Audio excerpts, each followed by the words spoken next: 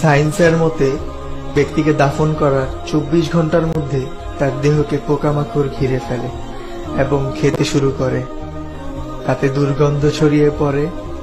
এই দুর্গন্ধ আরো পোকামাকড় ডেকে নিয়ে আসে, আর এসব পোকামাকড় দেহের গোস্ত খেতে শুরু করে।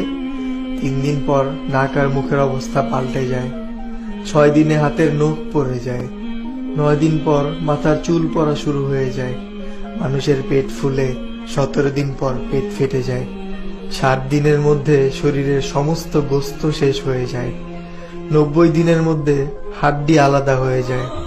হিংসা, অহংকার, লোভ, মর্যাদা, বাদশাহী সব মাটিতে মিশে যায়। কিসের এত অহংকার হে মানুষ?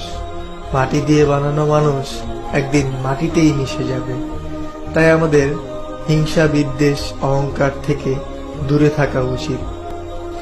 কখনো কোনো খারাপ কাজ করা উচিত নয় এবং বেশি বেশি আল্লাহ এর ইবাদত করা উচিত।